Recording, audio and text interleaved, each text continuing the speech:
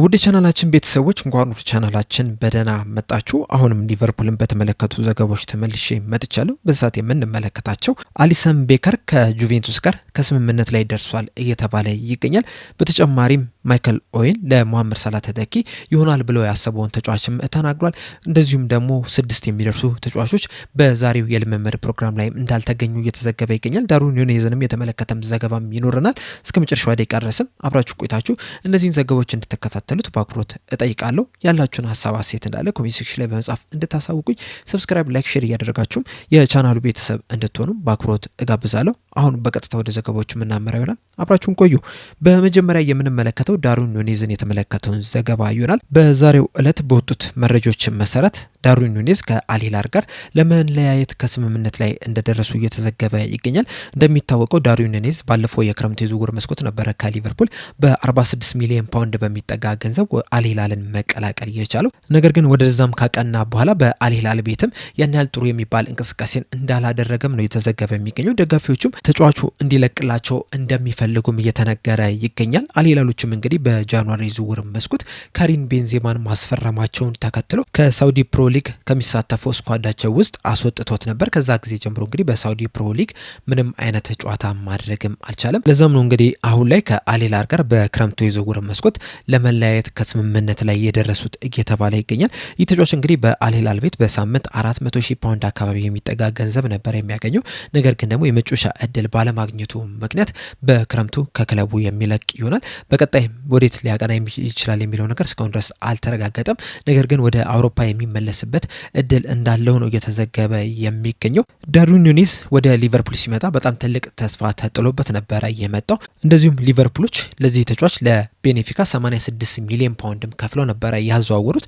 ነገር ግን ወደ ሊቨርፑል ከመጣ በኋላ የተጣለበትን ተስፋ ያህል እንቅስቃሴ ማድረግ ያልቻለ ተጫዋች ነው። በዋነኝነት እንግዲህ ይህ ተጫዋች በሊቨርፑል ቆይታው የሚታወሰው ብዙ ኳሶችንም በመሳት ጭምር ነው። ለዛም ነው እንግዲህ ሊቨርፑሎች በክረምት የዝውውር መስኮት ሂጉዌ ኢኬቲኬንና አሌክሳንደር ኢሳቅን ማስፈረም የቻሉት። እነዚህን ሁለት ተጫዋቾች ካስፈረሙ በኋላም ዳርዊን ኑኔዝን ወደ አል ሂላል መሸኘት ችሎ ነበር። በዛ ቆይታውም ግን ያን ያህል ጥሩ የሚባል ጊዜን ባለማሳለፉ በክረምቱ ከአል ሂላል ጋር በስምምነት የሚለያይ ይሆናል።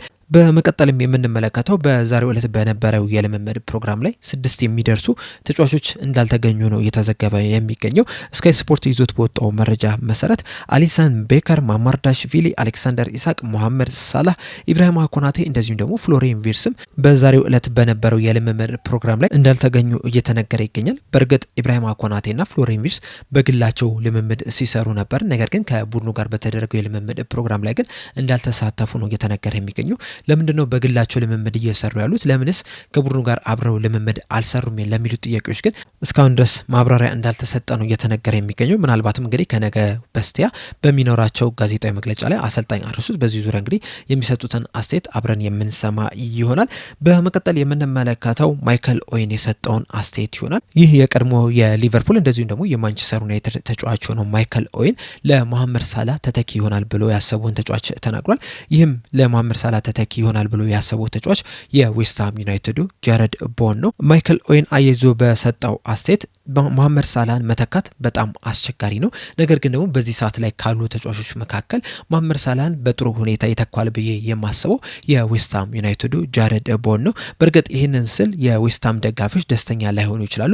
ነገር ግን ደግሞ ዌስትሃም በዚህ ሲዝን ከፕሪሚየር ሊጉ የሚወርድ ከሆነ ምናልባትም ጃረድ ቦወን ወደ ሌላ ክለብ የሚሄድ እድሉ በጣም ከፍተኛ ነው የሚሆነው። ሊቨርፑሎች ደግሞ እንደሚታወቀው ሞሐመድ ሳላህ ጋር ተለያይቷልና ያንን ቦታ ከቨር ለማድረግ ጃረድ ቦወን ማስፈረም ይኖርባቸዋል። ምክንያቱም ጃረድ ቦወን በጣም አስደናቂ የሚባል ተጫዋች ነው። በዚህ ደካማ በሚባል በዌስትሃም ክለብ ውስጥ እንኳን ራሱ በጣም አስደናቂ የሚባሉ ቁጥሮችን ሲያስመዘገብ መመልከት እችለናልና ወደ ሊቨርፑልም ቢሄድ ትክክለኛው ተጫዋች ይሆናል ብዬ አስባለሁ የሚል አስተያየቱን ሰጥቷል። ጃረድ ቦወን 2020 ላይ ነበረ ከሄል ሲቲ ወደ ዌስትሃም መቀላቀል የቻለው። በዌስትሃም ቤትም እስከ 2030 ድረስ የሚያቆየም ኮንትራት አለው። ነገር ግን ደግሞ በዚህ ሰዓት ዌስትሃሞች 18ኛ ደረጃ ላይ ነው የተቀመጡት። ላለመውረድም በጣም ከፍተኛ የሚባል ፉክክርን እያደረጉ ነው የሚገኙትና ምናልባትም ዌስትሃሞች ከፕሪሚየር ሊጉ የሚወርድ ከሆነ ክለቡን ይለቃል ተብሎ ነው የሚጠበቀው። በዚህ ዙሪያም እንግዲህ ቶክ ስፖርት ይዞት ወጣው ዘገባ መሰረት ዌስትሃሞች በፕሪሚየር ሊጉ የሚቆዩ ከሆነ ጃረድ ቦወን ክለቡን ይለቃል ተብሎ አይጠበቅም። ነገር ግን ደግሞ ከፕሪሚየር ሊጉ የሚወርዱ ከሆነ ግን ጃረድ ቦወን ክለቡን ሲለቅ ልንመለከት የሚችልበት ከፍተኛ እድል አለ የሚል መረጃን ይዞልን ወጥቷልና ምናልባትም እንግዲህ ሊቨርፑሎችም ይህንን ተከትሎ ዌስትሃሞች የሚወርዱ ከሆነ ይህንን ተጫዋች ለማስፈረም እንቅስቃሴ ሊያደርጉ የሚችሉበት ከፍተኛ እድል አለ። ሊቨርፑሎችም ይህንን ተጫዋች እንግዲህ ለረዥም ጊዜ ሲከታተሉት የነበረ ተጫዋች ነው። በቅርብ ጊዜያቶቹ ውስጥ ደግሞ በተደጋጋሚ ስሙ ከሊቨርፑል ጋርም እየተያዘ ያለ ተጫዋች ነውና ምናልባትም ዌስትሃሞች የሚወርዱ ከሆነ ወደ ሊቨርፑል ሊያቀና የሚችልበት ከፍተኛ እድል አለ። በዚህ ሲዝንም እንግዲህ ለዌስትሃም ዩናይትድ በፕሪሚየር ሊጉ 35 ጨዋታዎችን ማድረግ ችሏል። በእነዚህ 35 ጨዋታዎች ደግሞ 8 ግብና 10 አሲስት ማስመዝገብ የቻለ ተጫዋች ነው።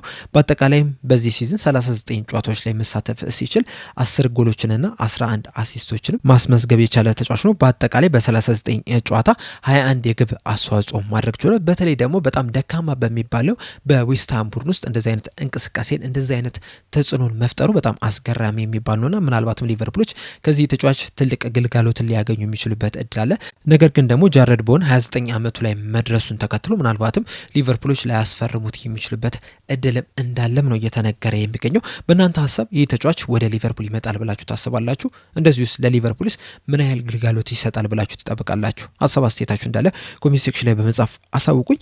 በመቀጠል የምንመለከተው አሊሰን ቤከርን የተመለከተውን ዘገባ ይሆናል።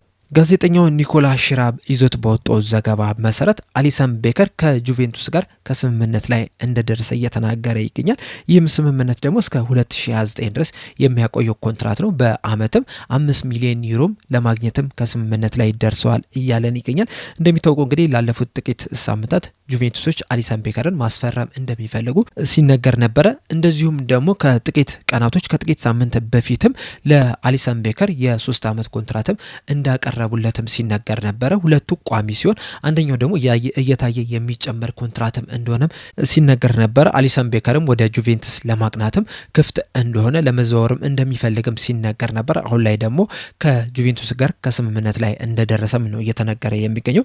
በእርግጥ በዘገባው ላይ አያይዞ እንደተናገሩት ከሆነ በዚህ ሰዓት ጁቬንቱሶች ከሊቨርፑል ጋር ምንም አይነት ግንኙነት አላደረጉም። ነገር ግን ደግሞ በቀጣይ ግንኙነቶችን ማድረጋቸው እንደማይቀር ነው የተዘገበ የሚገኘው።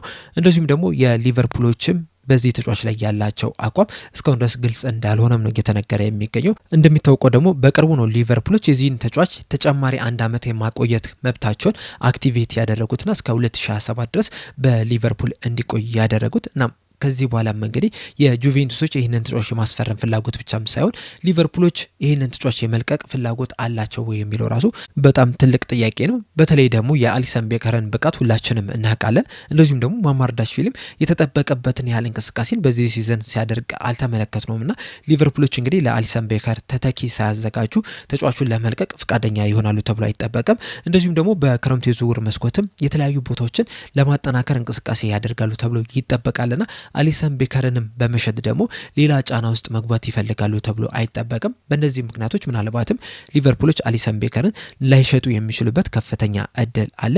ነገር ግን ደግሞ ከዚህ ቀደም በተደጋጋሚ እንደተመለከትነው በተለይ ደግሞ ሌጀንድ የሚባሉ ተጫዋቾች ላይ ክለቡ ያን ያህል ጫና ሲያደርግ አልተመለከትንም። በግድ መቆየት አለባችሁ ብሎ ሲያስገድዳቸው አልተመለከትንምና ምናልባትም በቀጣይ ከአሊሰን ቤከር ጋር ንግግር አድርገው ተጫዋቹ ክለቡን እንዲለቅ ሊፈቅዱ የሚችሉበት እድል እንዳለም ነው እየተዘገበ የሚገኘው።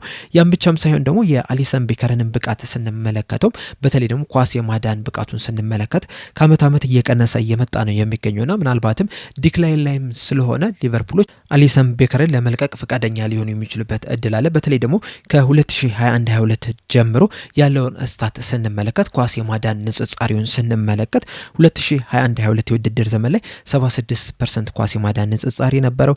2022-23 የውድድር ዘመን ላይ 71%፣ 23-24 የውድድር ዘመን ላይ 73%፣ እንደዚሁም ደግሞ 2024-25 የውድድር ዘመን ላይ 72% ኳስ የማዳን ንጽጻሪ ነበር። እናም በአጠቃላይ እነዚህን የአራት የውድድር ዘመኖችን ስንመለከት ከ70% በላይ ኳስ የማዳን ንጽጻሪ ነበረው። በዚህ ሲዘን ግን በ2025-26 የውድድር ዘመን ላይ ግን 63% ኳስ የማዳን ስኬት ብቻ ነው ያለውና ምናልባት ይህንን ተመልክቶም በረኛውን ሊለቁ የሚችሉበት እድል እንዳለም ነው እየተነገረ የሚገኘው እና ምናልባትም በክረምት የዝውውር መስኮት አሊሰን ቤከርም ከሌሎች ተጫዋቾች ጋር ክለቡን ሲለቅ ልንመለከት የምንችልበት ከፍተኛ እድል እንዳለ ነው እየተነገረ የሚገኘው። እንደዛም ቢሆንም ግን አሁንም ድረስ ጁቬንቱሶች የሊቨርፑልን ፍቃድ የግድ ማግኘት መቻል አለባቸው። ሊቨርፑሎች የሚጠይቋቸውንም ሂሳብ ለመክፈልም ዝግጁ መሆን መቻል እንዳለባቸው ነው እየተነገረ የሚገኘው።